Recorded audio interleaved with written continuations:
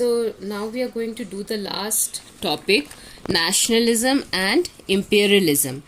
Now, what is nationalism? If you remember what we have done already, what is nationalism? Nationalism is the love for the country or the pride for the country. That is called nationalism. And it was basically for nationalism that unification of Italy, Germany and Britain to make a unified nation state. The concept, to bring in the concept of nationalism, the unifications occurred. Now, parallel to nationalism, there is another word called as imperialism. Now, what is imperialism? Imperialism is basically by use of military power and force, we capture an area, bring in an area in one particular territory and have a total control on that area. So that is called as imperialism.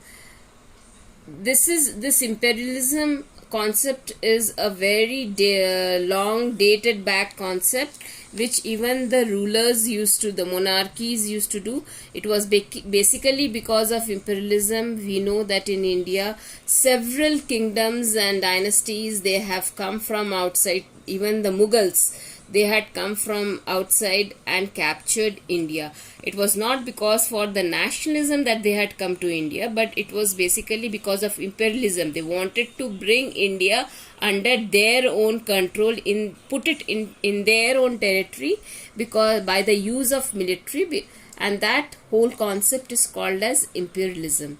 I hope you have understood the concept of imperialism. Now, in the year 1871, Balkan was a very big area which was basically under the Ottoman Empire. And if you remember, this Ottoman Empire was a Muslim rule. It was ruled by the Muslim leaders, Muslim ruler, monarchy. So Balkan had a huge area. It had Romania, Bulgaria, Siberia, Greece, Albania, Macedonia, Croatia, Bosnia, and several others which I have not mentioned over here. There were several other areas, and the whole area was called as Balkans. And the inhabitants, the local people who were living in these areas, they were called as Slavs. Now you can understand that since this area is having, Balkans is having several small regions, and each region is having their own culture, tradition, history. So they are having various ethnic variations present over there. There is a diversified ethnic variation present in this whole area. So in the year 1871, now the nationalism concept started growing down among the states. Now these states, basically the four important states, England, Russia, Germany and Austro-Hungary, these were the four important powers who tried to bring Balkan in their own area. Each of them, England, Russia, Germany, Austro-Hungary, each of these states wanted Balkan to come under their own territory. And for that, they used their military power, their army, and had a constant war among each other to have this Balkan area.